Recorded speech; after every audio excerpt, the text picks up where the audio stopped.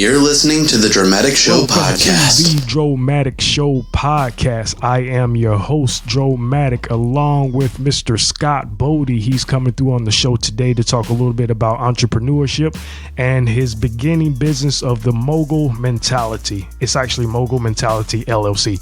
Scott, welcome to the show, man. What's going on, man? Appreciate you having me. Of course, man. Of course, it's always good having another like-minded business individual to come on the show and tell our viewers and listeners, man, how to just better themselves and bring more income into the household. Sir. So, Mr. Boddie, man, what you been up to these last couple of months, man? What's been going on with you? Yeah, just working hard, man. Out here grinding, kind of like you. Kind of like me. Yeah. How's the car business, man? You just doing the car sales, man. How's that been these last couple of months? The dog days of summer, does that ring a bell to you? Yeah, exactly, man. I mean, I guess it's like anything else, man. A little up, little down. But a little down lately, you know, summertime, people got a lot of other stuff going on, man. They out vacationing and spending money on a lot of other stuff, man. No money for cars, but when they actually need to be going in debt, right? Yeah, you know, but it normally pick back up a little bit during the fall, and so is that actually when? Because my viewers know I used to sell cars and stuff. It's just kind of been a minute. I don't remember exactly when the best times of the year actually to purchase a vehicle.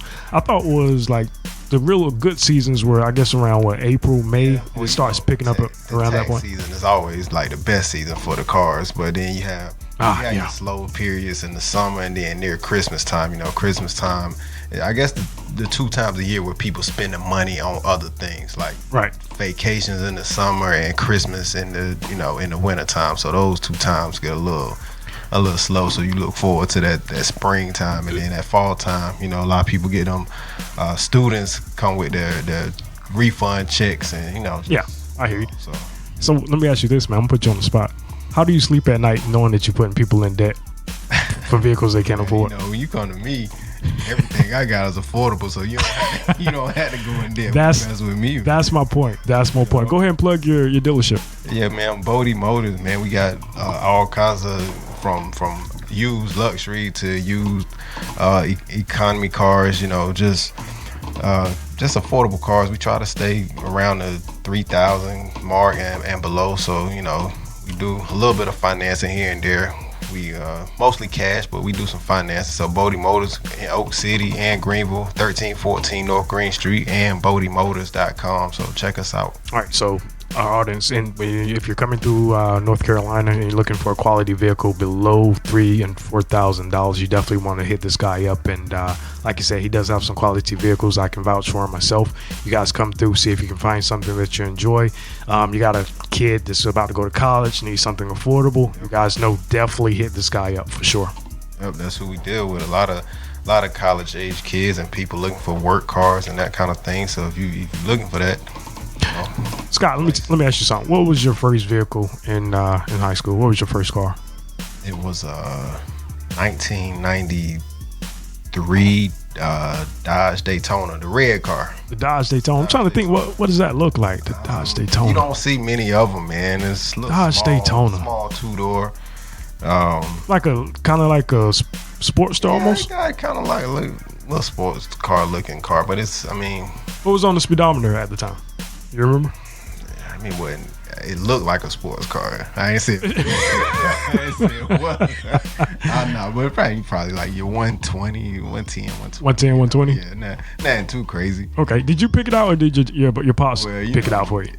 Well, you know, coming from how we do from our people, you know, you kind of just get what they hand down to you next thing. Right. You ain't just gonna go out and pick what you want. You know, you see something, man. If they see it and they like it, you know, that's what you gonna. But you have to have seen something that you like, that you say, you know what, Mom, Pop, I could really, really use this right now. What was it at the time? Do you remember? Probably Honda Accords. Was a Honda Accord at the time? You could start out with a Honda Accord, then you know you would. Yeah, it was like the what was like 92. That was like a real popular one. 91 to 92 and that 93 body style. Yep, that one, and Yeah. So and the one but 98. But if I had got a 98 in 2000, that wouldn't happen right there. You know what I'm saying? Yeah. That would have been too new. So, but like you said, the 92, 93 classic model. Yeah. Classic model. Good deal, man. Good stuff. So, I brought you on the show, man. I want you to talk about a little bit about this new venture that you brought out. It's called Mogul Mentality LLC. What is the meaning behind that name? Mogul mentality is just about thinking like a mogul. You know, if you keep up, if you're in the business, you know, we got all kinds of moguls, but you got moguls from music. Somebody that come to mind, people that come to mind to me will be like a Diddy or a Jay-Z.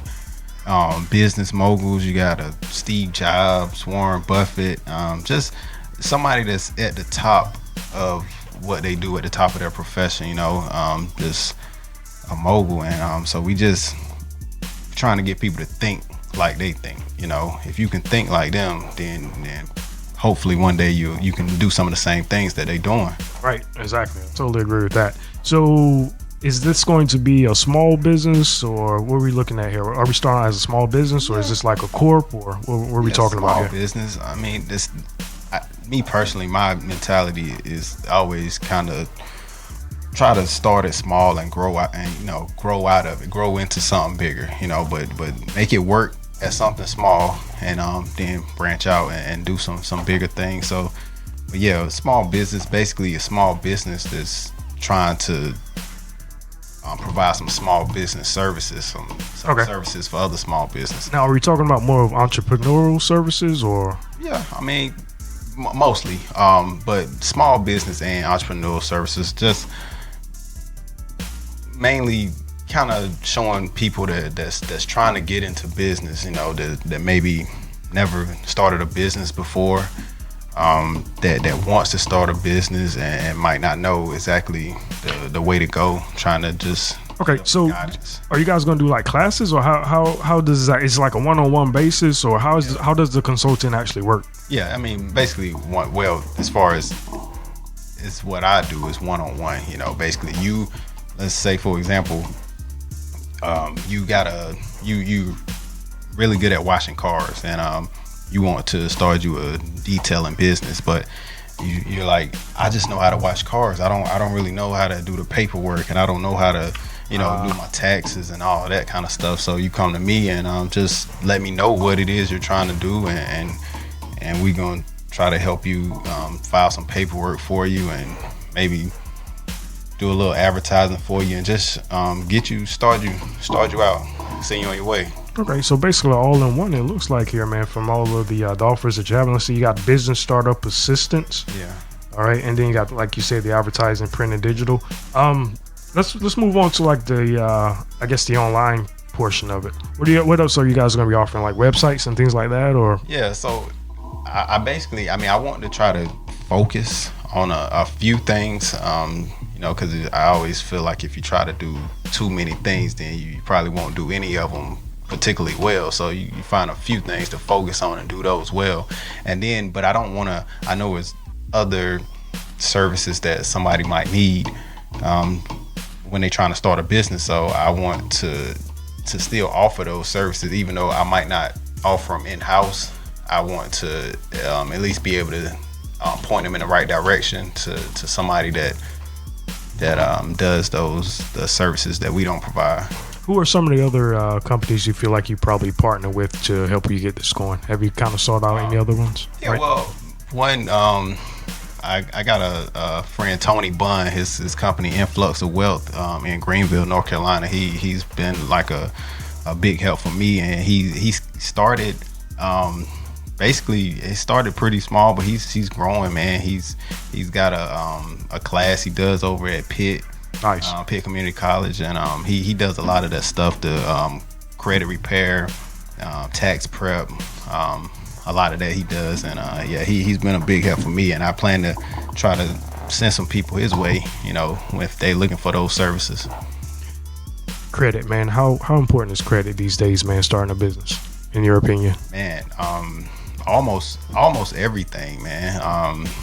It's possible to start a business, and well, it's everything if you want to have some capital and some funding for your business, and it's possible to do it without it. But what are some of the outlets that somebody can do right now if they don't have like really, really good credit, and they say, you know what, my credit isn't so good, so you guys are talking here like, you know, starting all these things, but I just don't have the credit right now. What are some of the avenues you feel that they can actually take to get them going if they don't have the credit? A lot of people suggest when you don't have that credit that you need is starting with a few people, you know. If you can get the people, you know, show them your vision, what you're trying to do, and just kind of get them to invest in you. And that's probably, I would say, the if you don't have good credit, one of the easiest ways, the easiest ways to try to get some funding to start a business. You know what? Something I was watching the other day. I was just strolling through Facebook, and I was looking. There was this steak and shake franchise, and they were saying that $10,000 could actually get you to start a franchise.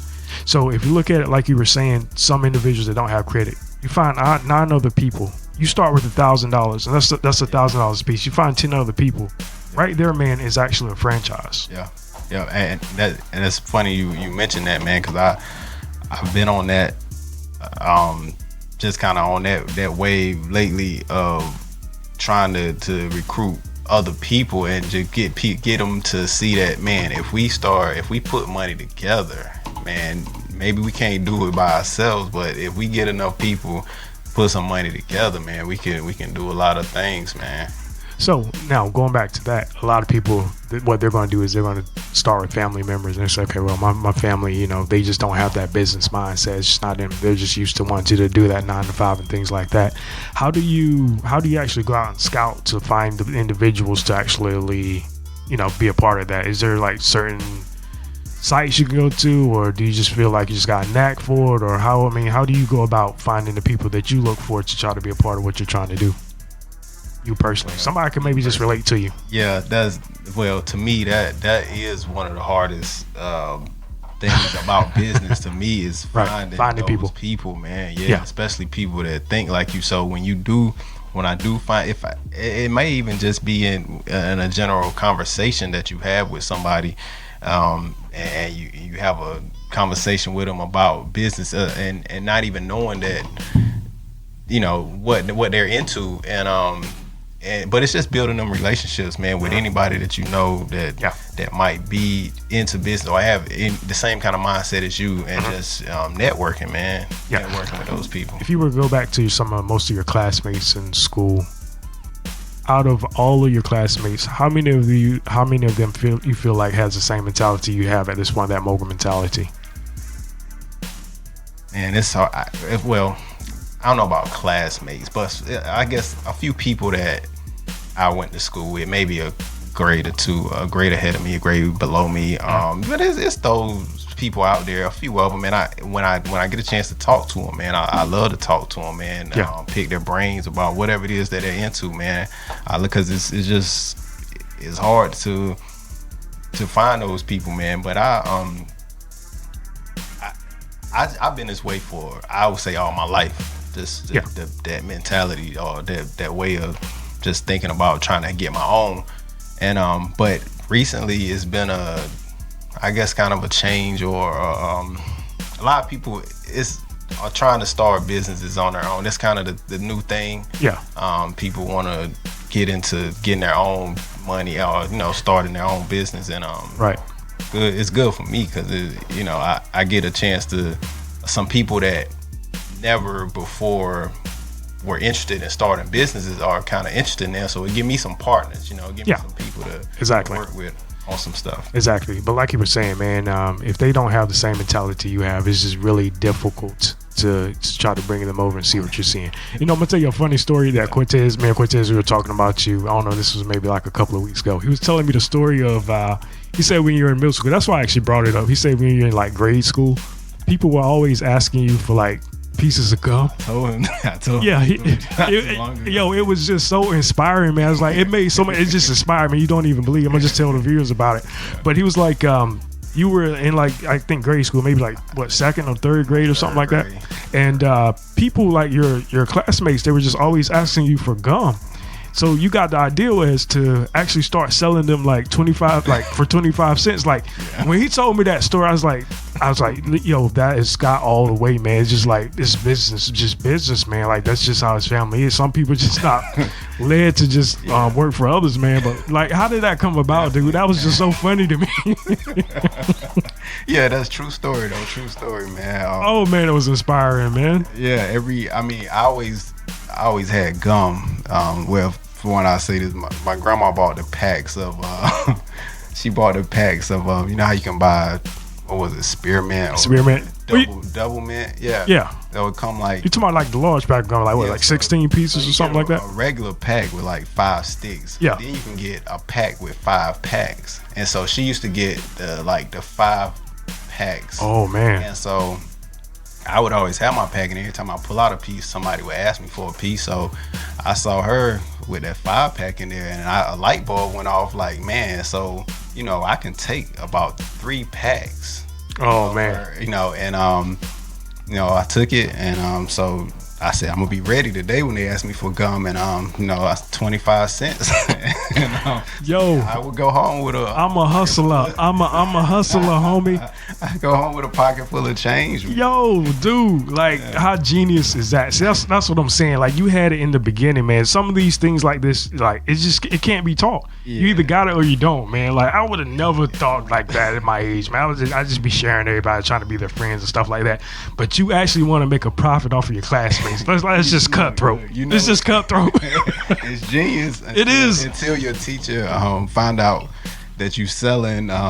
So basically, like jail said, it's like drugs, man. You selling drugs, but basically you selling gun, and then like she's like the teacher's law enforcement. So did she actually catch you? Till they find out that you. What she do? Did she she tell your mom? Nah, she just which is crazy because she made me give the money back. Oh, come on, man. Yeah, and after they already had the candy. Oh, man. You know, that's cold. Maybe I was ripping a few people off. I remember selling one kid a piece of Jolly Rancher candy for $1. But he paid for it. He paid for it.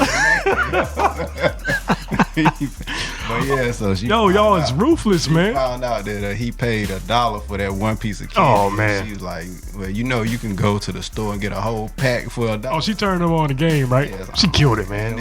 But anyway, ice in the winter, fire in hell. I'm a hustler, baby. I sell water to a whale, man, you know. Dude. Like, that story just inspired me. I was like, man, like, yo, I really gotta step my game up.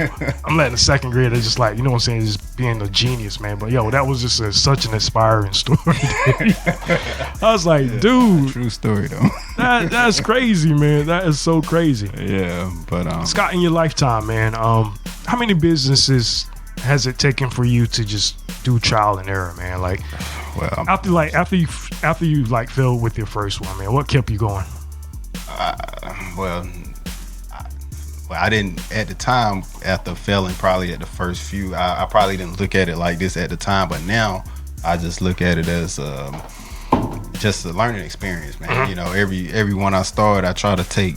If it doesn't blow up, you know, and become what I'm expecting it to come, then I take something from it. I'm taking whatever it was what didn't I do right in this one that I can change in the next one, right. You know, and from everyone, it's kind of like going up some steps, you know. You get something new or something different from each one that you can take on to the next one, and just hopefully at one point you're gonna start one that's gonna be that one that's gonna get you over that hump. So by you saying that, are you putting like a timetable on your projects? Like, if you're not at a certain point, or it's not making this certain amount of income, you're saying, okay, you know what, this might not be working for me. Maybe I need to move on to something else. And to be honest now, entrepreneurial thoughts, man. I would think true entrepreneurs have that thought all the time, because I do. Like, it's days where I'm like, man, this ain't working, man. I need to go get a 9 to 5. So you don't feel like that's a handicap to say, hey, you know what, this ain't working, let me just go and move on to something else? Well, you know, it's just a thought, man. But you know, if it's in you, I guess it just, you know, you gonna have that thought, but then, you know, something good gonna happen, you know, and it's gonna make you kind of refocus and do what you're trying to do. Stick with it. Basically, it's gonna help you stick with it, man. But yeah, it's like over the years, man, I mean, I've probably started legit businesses, probably 6 businesses. Six in what amount of time? I mean, starting, I guess around age 20.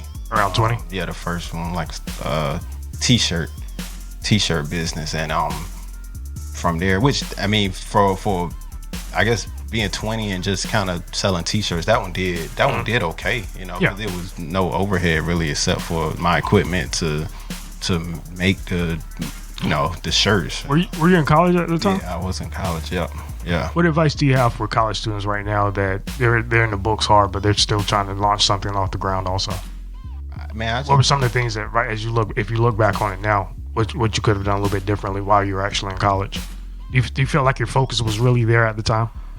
Well, I mean, it was a side business, but for a college student now, if you got you in a position where you see you're around these people, you're around a lot of people that, and even today is much different than when I was there with the social media, and you look at people who have tons of followers. So there's just, I would say, starting something in college. I mean, again, you can't let it, you have to learn how to separate it from what you need to do, because I mean, if you in college trying to get your education or whatever, I guess that's first. But whatever time you don't have, that doesn't take all of your time. So right. you have other time to if you want to start a business, to put that rest of that time into that business. I guess it's just using your time wisely, basically. All right, so I'm gonna put you on the spot right now then.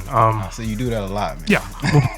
So a college student that really, really has a mindset to be an entrepreneur, what would you tell him if he wants to drop out of college right now and just start being an entrepreneur? Now, don't flex now, but you're honest opinion. Say, I mean, if you got a plan, and I mean, go for it. To me, I could have done what I've done with my life as far as trying to start businesses. I mean, I could have done it without college, but I wouldn't trade the college experience, because it was great for me. Did you go your full 4 years? Yeah, well, a little more than 4 years. 4 years? For about 4.5. 4.5? Yeah, but that's being lazy. Okay. Nah, I wouldn't call it lazy, but yeah, 4.5. But yeah, I mean, you could if you know what you want to do. I mean, yeah, you could definitely do it without college. I mean, I would even suggest, if you know before you go to college, then go learn a trade. A trade. You know what I'm saying? Yeah. And skip the college, skip all the money you got to pay back. So you could just be into what you want to do a lot sooner. So what you were saying earlier about social media, I guess it plays more of a stronger impact on society today. Before, I mean, we had it back then in our college, but it just wasn't as strong. Do you feel like that's an advantage for them to not have to go to college, because they actually have the social media platform to really just really take off at whatever they're trying to start? Yeah, I mean, I would say this too. The yes to your question, but I would also say, if you are in college, that I think the social media platform helps even more, because you're around those people. Like, if you go look at, I mean, certain people kind of like you that know how to build a following can do it without being around a lot of their peers or cohorts all the time. But if you're in college and you're around like a bunch of your peers, you're in classes with them, you go out with them, you party with them, everybody follows each other on social media. So right there, you starting with a following that you might not be able to start with that same following if you're not in college and you don't have all those people that you're around every day. You know what I'm saying? Does it still hold the same amount of weight for parents that tell their kids, hey, you know what, in this day and age, you're just not gonna survive without having a college degree? What would you say to that statement now in 2019? Does that still hold a lot of emphasis? I don't think so. But again, I might be looking at it from a different angle, because I'm looking at it from going out and kind of starting your own stuff. But it's just, to me, it's feel like it's so many outlets now. You got, and so social media being as big as it is just another one added to it. I mean, we've always been able to go out and start our own businesses, but then you add to it how people are getting rich off YouTube and, you know, Facebook, and, you know, people, there's so many ways to make money now. You just gotta look for them. You gotta search for them. But I'm not knocking college at all, because college is you learn the things you get from college is basically learning people, meeting people. Mm-hmm. You know, networking. That's I think the biggest thing that you're gonna get from college in life. Period, is the people that you meet. Were you a part of any fraternities? No. That wasn't your thing back then? No. What is the mindset behind people that join fraternities and sororities? Is it more so for that networking that you just described? Yes, I mean, supposedly, yeah. That's basically what it's supposed to be for. I guess later on in life, these people are your brothers and your sisters, and if you later on down the road, if you're went to school in North Carolina, but you end up somewhere in California, and you meet somebody that's in your fraternity or sorority, I guess this just like having a brother or sister there that can help you. You know what? I always looked at it for some of these, like the frat brothers. Like, let's say, for instance, they have a frat brother and they're applying for this certain position at like a bank, and their frat brother is actually the bank manager at that bank. And you know, you got all the qualifications, but his frat brother, I mean, you know, you're probably a little bit more qualified than that individual, and basically he's going to give it to his frat brother. Yeah, that's how I always just look at like frats and sororities, like, man. Not fair, basically. Yeah, just not fair, basically. That's how I look at it. Yeah, I mean, that is a good way to look at it, but I guess you can also look at it in other situations too. Like, I guess when somebody has maybe a relative or something that's in a, see, that's a good point. That's a real good point. Position that, you know, and you're more qualified than their relative, but I bet they get the position before you get it, you know. Yeah, yeah, of course, you know how that goes. Yeah. All right, so also you mentioned, man, looks like you got tax prep here in your services. So the tax preparation, I mean, what do you guys do with that? How far deep do you go into tax prep? Yeah, again, that was, like you said, one of those that I would outsource, that I would get somebody that, again, influx of wealth, he good with the tax prep. It's been doing that for a while, but I mean, it's a lot of good tax people out there. It's just I guess my thing would be to just kind of point you in the right direction to a few of them, just kind of building a network of people that provide these certain services. Like, as far as the websites, I know you work on websites, and yeah, definitely be one of the. Of course, you know you can reach out to me. Yeah. I'm always about a buck.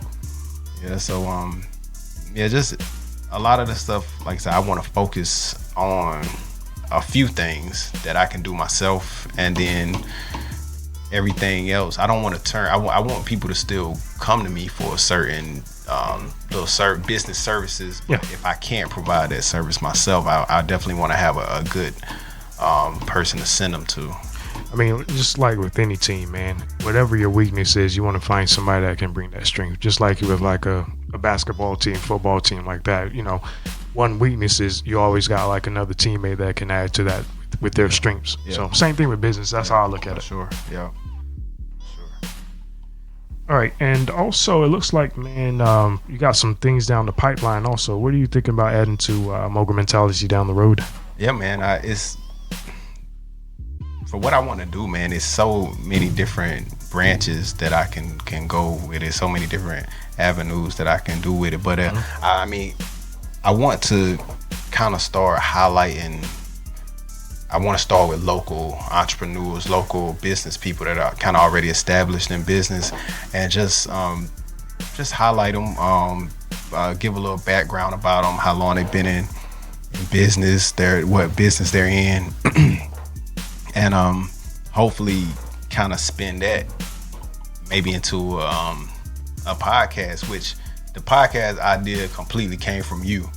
Like I never. And it's a good idea. I'm telling you, man. Podcast is basically the wave of the future at this point. It used to be like blogging, but podcasting is basically taking over. You know, I would say it's saturated, but it's still enough piece of the pie, man, for you to come in, invest and talk to local entrepreneurs, man, and just get them on the podcast, man. That's a great idea. That's a really good idea. And I never would have, like, in a million years would have even considered doing a podcast, because, you know, I'm not a big talker, man. Like, but no, for like our viewers that don't know you, like, this guy was one of the illest MCs back in like the early 2000s. You guys listen to him like, okay, this guy's just really laid back and just chill, man. But like, this dude would he would get the mic and just disrupt it. I don't know if I can call him like a cannabis type or what, man. But let me ask you this: why'd you start rapping, man?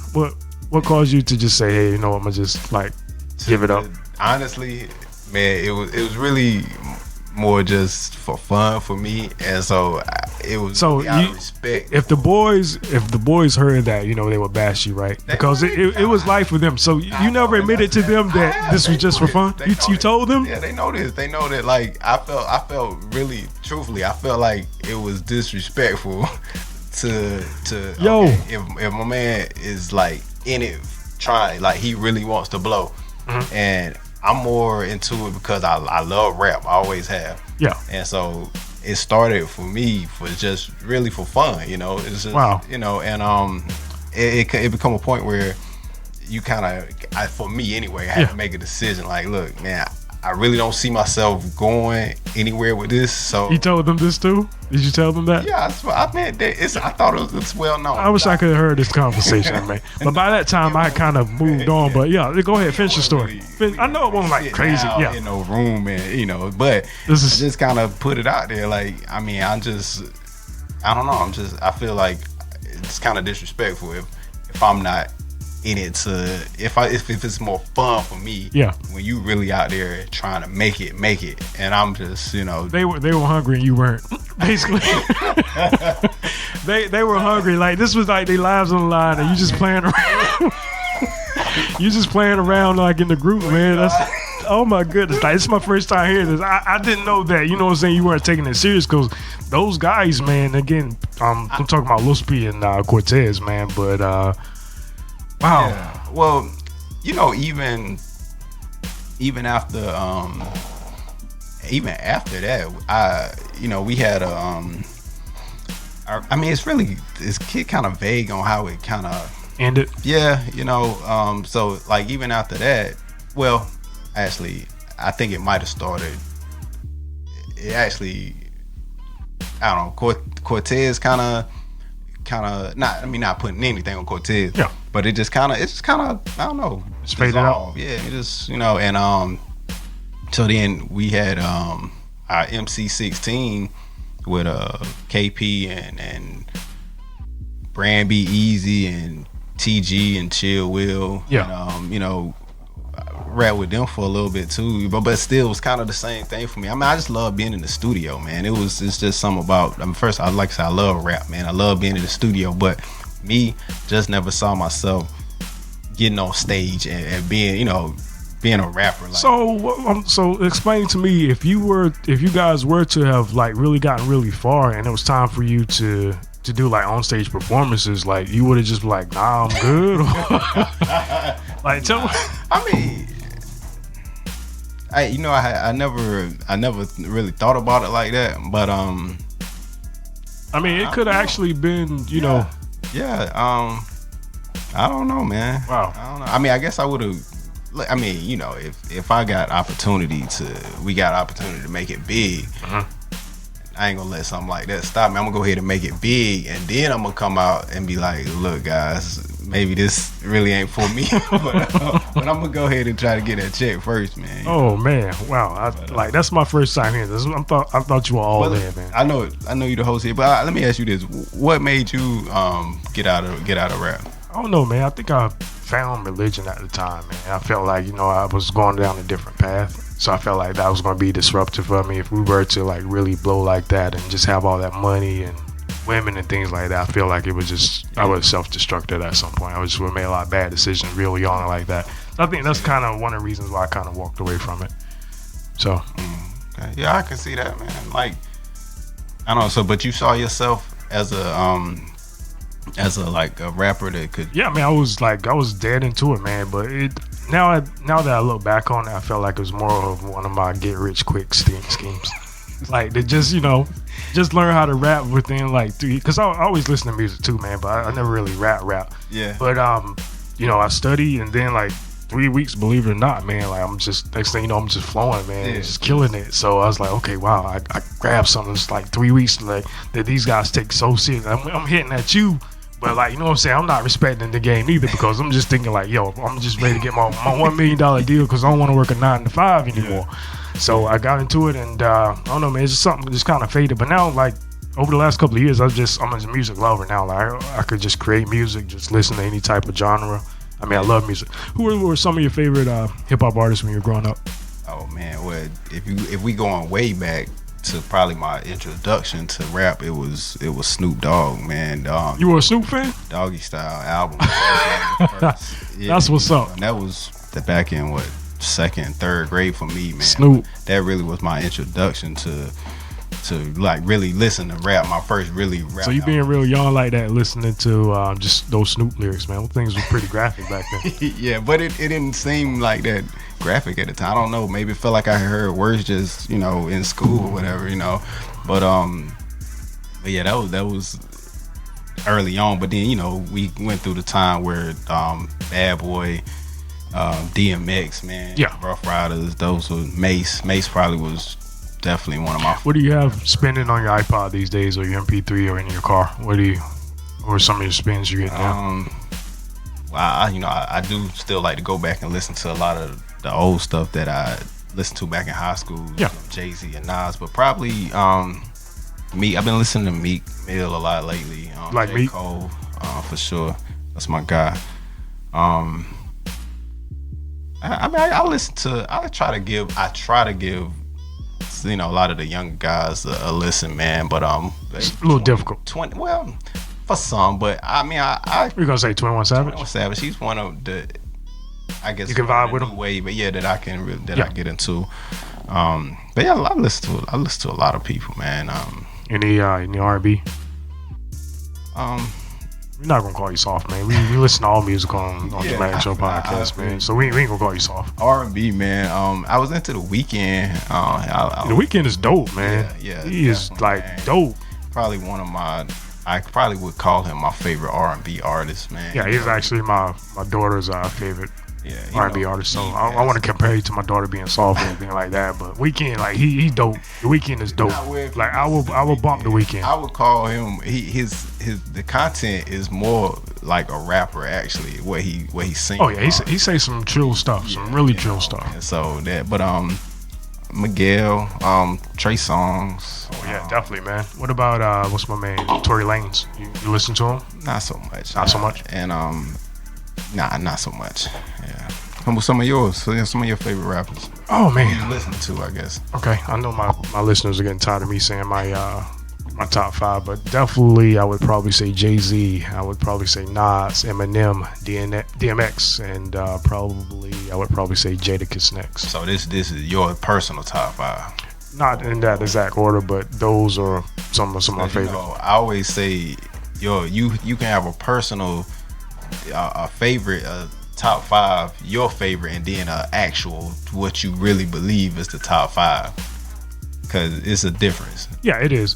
And it's funny you mentioned that, man. I don't know if you saw like the Twitter news about this maybe like 3 weeks ago. The top 50 rappers of all time. And I think they had like Joe Budden at ranked number 3. Like, I don't know who. Maybe, I don't know, Adele or somebody. He said Adele. Yeah, somebody that don't. I mean, I don't know. Adele might listen to a whole lot of rap. I don't know, but yeah, that I disagree with that. I don't know, man. That was a strange list, man. Joe Budden for number 3, and don't get me wrong, Joe can spit, man. But I don't know. I wouldn't put him over. I won't put him over Biggie. No, for sure. Come on. I won't put him over Biggie. Nah, but it's man. It's some like even a lot of the rappers that it's not many that's cracked to me that's even though Jay and Nas and a lot of the what we call the greats, even though it's been years since they were actually in their primes, they still there. Like, to me, they still is nobody that's passing a lot of them guys. I don't know, man. Like, you guys may be saying Nas is past his prime, but if you listen to some of his music in the last 2 to 3 years, it doesn't even seem like he lost a step. Yeah. I mean, oh man, he's ill. He's ill. Jay-Z, their lyrics is a little bit different, but man, Nas, like, it's almost like he didn't even miss a step, man. Man, when you get a chance, go make sure you listen to the Lost Tapes too. And for you other guys out there, man, that call yourself Nas fans, make sure you listen to the Lost Tapes too. Dope album. Bode, I'm telling you, it's a dope album.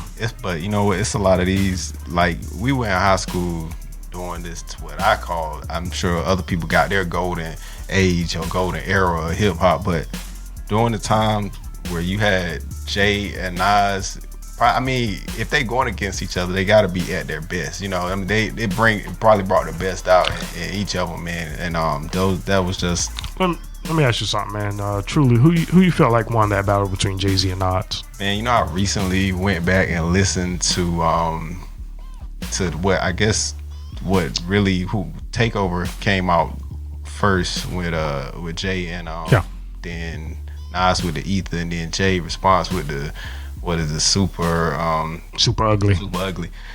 And man, Nas went in on that Ether, man. He did, man, but it was just the points that Jay-Z was making, everything, and what Nas was. So let's say, for instance, for an example, Jay-Z mentioned that his bodyguard Uchiwali verse was better than Nas. Nas came back with Eminem murder on your track. Who hasn't Eminem has not murdered? Like, every feature he's on, he almost killing like the main person on the album. You think Eminem killed him on Renegade? Yo, Eminem killed that joint, bro. Eminem killed him on Renegade. Like, there's no question about that, man. Eminem was, he killed Jay on that joint, man. Like, but who hasn't Eminem, like, every feature? Even that one with, even when, like, Lil Wayne was at his highest peak, man, on that Drake, what was that, on that Drake remix? Forever? Was that it? It was the Forever Kanye West? Yeah. And I'm talking about Kanye West and Lil Wayne, these guys were at their peaks, man. And Eminem just came in on that verse, dude, and just, my man. I guess you can call Eminem underrated. I guess a lot of people's knock on Eminem is that what he raps about. A lot of people say he doesn't rap about anything. There's no what's the word I'm looking for? Substance. Yeah, like it's nothing real life in his rap. It's just. All right, so what would you call Slim Shady's first album? Like, this dude is telling his life story in the trailer park, man. Like, I don't even get that. When you're on a feature, it's only so much you can really tell. It's just basically exemplifying what you spitting. So that's true. I don't get that. I don't really understand that. How you feel about Kanye, man? And yo, I was just watching the Kanye video the other day, man. The Aaliyah, it was that Aaliyah song. He turned it into a gospel song, and he looked kind of like Stevie Wonder, man. It was just I saw that. Going something like, I don't know. I don't be knowing what's up with Kanye these days, man. But I just look as a rapper, you mean, or I guess. But as a rapper, I like Kanye. To me, I like Kanye. He stepped it up. At first, it was okay, but it's just like over time, this dude became an MC. To me, I used to put him up there right behind the Jay-Z's and the Nas's, man. To me, and like I said, that's how you might sometimes separate your personal from actual. But to me, he was up there for me. Yeah, me and my cousin, we were talking about that. It was like this one, the younger crowds, they were just saying like Kanye was the best of all time. But as we look back on it, we were saying, okay, no, you can't really say that. But this was like we're looking in their time frames. So, Yeah, definitely, man. But recently, man, I'm not sure what's gotten into him, man. But maybe he'll be back with us once. Kanye just be in his own world, man. But that video is just so funny, man. It just reminded me of Stevie Wonder for some reason. I think he was trying to do that or something. I don't know, man. It was funny to me too. Yeah, Kanye, man. Shout out Kanye. Yo, but what's up with this hurricane, man? Are you prepared for it? This Hurricane Dorian, man, for the East Coast? Like, we're in North Carolina, man. You prepared for that? I guess I better get prepared, right? I mean, So it's technically at the time that we're actually recording this, it's supposed to hit us in like 6 or 7 hours. Yeah, it's like Thursday afternoon, I think. Thursday afternoon. So I mean, is it down to a tropical storm or? I want to say it was still like a 2, wasn't it? It's still at a 2? Yeah, I don't know. I mean, I try not to get too wrapped up into this. Yeah, me neither, man, because we not had so many hurricanes in our lifetime in North Carolina. People oh, you guys scared? I'm like, no, man, we get hurricanes like 2 or 3 a year. Like, it's just natural to us. I know, and so even with that in mind, I'm like, so, you know, why are they closing stuff up today? It was the sunshine. It was bright. Oh, stop playing. Are you serious? Yes, like stuff. They were canceling stuff for this. Oh, evening, man. Come on, like, man. Yo, like, we go through this every year. 2 Propaganda. 3 times a year, man. Propaganda. Like, and so people run out buying all the bread. I hope this. That's North Carolina for you, man. Same thing like when it snow, man. We get an inch of snow, man. It shut down the whole state. I know, but anyway, I think you said like more the media putting it out there. It's kind of trying to make it yeah. Hurricane is coming, so you better be prepared. Go get your bread and your. Yeah, and for again the guys in Virginia, New York, and all those places, though, we do want to let you guys know that just be careful just in case, man. Have some water, your canned goods, and things like that. Because again, sometimes you just never know how things change.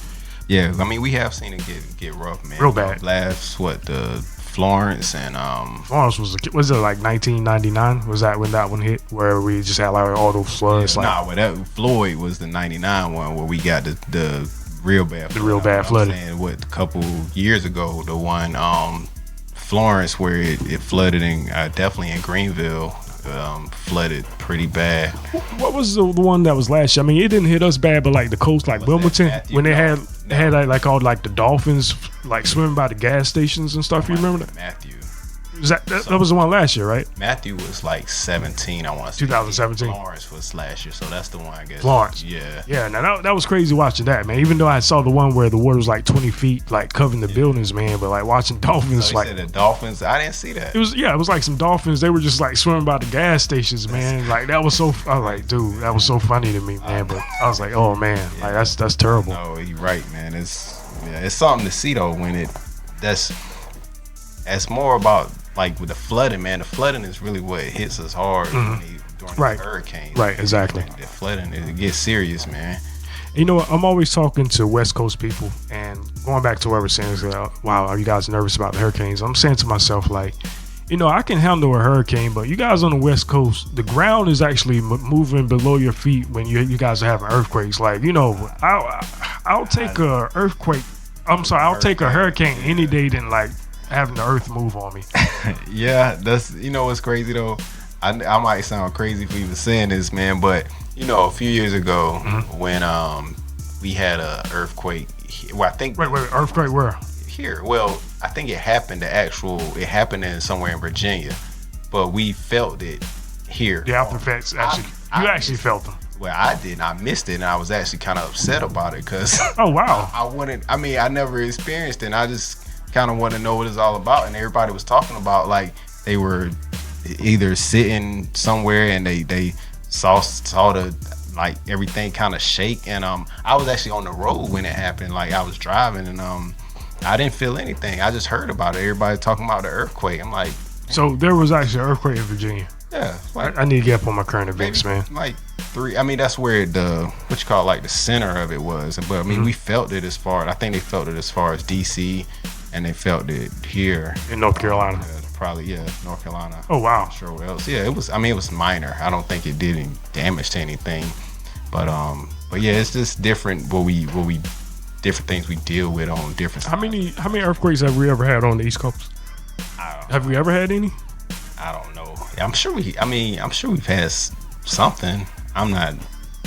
Tremor or something like that, maybe. But yeah, that's I don't know, man. It's just something about earthquakes. That's the only thing that kind of keeps me from not wanting to move to California, man. Like, even to do like the entertainment business and the media and stuff like that, I want to do it so bad, but it's just like I'm just scared, terrified of earthquakes, man. Yeah, nah, I guess they can get real, man. I know they had like a pretty big one a couple months ago, back in July. A couple of months ago, exactly. Yeah, and then they had the aftershocks for like few days after they kept having them. See, and that's what I'm saying, man. Like I can't handle that. And then our prayers and condolences also go out to Bahamas. I think what was it, 5 people were killed in that also. Yeah, got hit hard down there. Yeah, that's pretty bad, man. These islands, man, they're so nice and beautiful. These resorts and stuff like that, man. But when it comes like hurricane season, that's brutal. Yeah, I guess it's just crazy. Different parts of the country all kind of deal with their own. Yeah. You know, the people in north deal with the blizzards and the snow, and then you got the tornadoes and hurricanes, and so.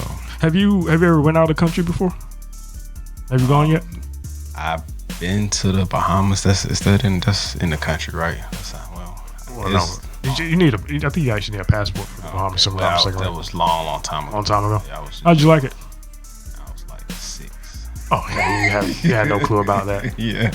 But I mean, it was nice from what I can remember. The water was clear. I do remember that. Yeah, that's cool. Yeah. You're a businessman. Are you going to branch out to other countries? I know you're going to start locally right now, man. But like, how far are you feeling like you can take this thing? Yeah, I mean, I always, I guess, have big goals, but it's hard to say. A lot of times, I like to be surprised at actually how I like to be able to say, man, I would have never thought it would get this big, you know. But I don't necessarily think this dream is small, but you know, I just kind of focus on the right here, what's in front of me. Yeah. And I mean, you try to make it so it's scalable, so you can grow it. Yeah, I mean, how wherever it takes me, man, you know, and it has to, with the ways that I see it going, it has the potential to get big. Yeah, I definitely see that. Let me ask you this though: do you actually set goals for every couple of months till you want to get to this point with the business, get that point to the business? And if you're not reaching those goals, what are you doing as a backup plan or a plan B for that? Have you really gotten that far with it yet? Well, or I definitely set goals, more like a step. If I can get this going out, if I can get my social media part of it going, then the next step for me would be to start to highlight some different businesses and business owners and entrepreneurs, and then the next step from there would be to try to get a podcast started so I can actually have some interviews with these people and start making money with the business. So eventually I also want to start being able to all these people that might come to me for help with their business. I want to start investing in some businesses as well. So it's just like there's so many different ways I can go with it, man. And do you do any investing like right now at this point? Very small scale, but I got. What do you invest in? You familiar with Stash app? Yeah, Stash app. I think is a minimum. I think when I first started, I think it was like a minimum of $5 you have to add on there, like every. Like that. Yeah, does it take interest away also, or? It take like $1 a month or. So I mean, does it just automatically push your investments to whatever it wants? Nah, see, how does it work? You pick them. Pick all your investments on that one. I got several. I don't have much in each one, but I got several little Robinhood. You know, they got Acorn. Yeah. I got a lot of those apps. That which the market right now is mine going in the wrong direction, but you know, I try to just hang in there and wait for it to bounce back. But yeah, I do, and I mean a little bit of investing, but I plan to really ramp it up once I get a little more funds to put into some things, man. Just because I think that's like Warren Buffett said, if you know, you gotta be making money while you sleeping, or you'll never be rich, you know. Yeah. I totally agree with that statement. What about real estate? Have you thought of putting your foot in that? Definitely, man. Definitely.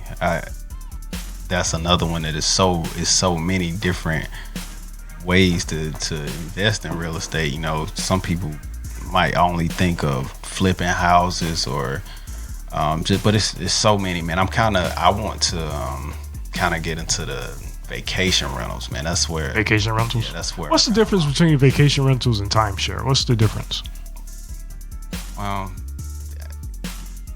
It's okay if you don't know, because I have no clue. But it's my vacation rental for me is more like, I mean, same I guess, kind of concept, but you basically, I guess, buying or for a small portion of the year with your timeshare. But I just want properties at vacation, at tourist spots, the beach, the mountains, that I can just rent out every year, because those places that people coming every year, and you won't have, as long as you put it out there, let them know, you shouldn't have any problem filling it. Yeah.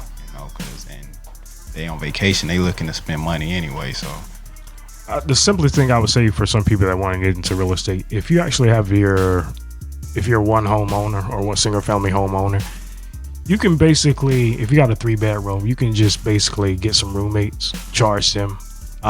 If they stay with you for at least 2 to 3 years, man, that additional income can just lead you on the second mortgage right there. Just start just that simple. Yeah. Just that simple. Yeah, man, like real estate is wide open, man. Like I said, so many ways. Yeah, it is, man. I think that's probably your quickest way to wealth is actually through real estate, I believe. Unless you're hitting the lottery or something like that, but real estate is probably the quickest way you could probably get to wealth. Just investing in real estate, for my opinion. All right, good stuff, man. Good stuff. So, Mr. Boddie, tell the listeners and the viewers, man, how they can actually get in touch with you, and if they want to be a part of this thing that you're starting, man, this mogul mentality, how can they reach out to you? Instagram is Mogul Mentality LLC as Instagram, and the website www.mogulmentalityllc.com it's currently under construction, but that'll be the site where everything will be going. YouTube page or YouTube channel is in the works, and so once we get going, those will be the places you can find me. All right, good deal, man. Good deal. So again, Scott, I appreciate you for coming on the show, man. I want you to come back and do some cool episodes with me, man, and get your foot in this podcast. Especially if you're gonna start your own, man. This is gonna be some good practice for you for sure. Yeah, definitely love to, man. I appreciate you having me. Yeah, no doubt, man. Anything for family. All right, this has been the Droematic Show podcast. I am your host, Droematic, and we are signing out.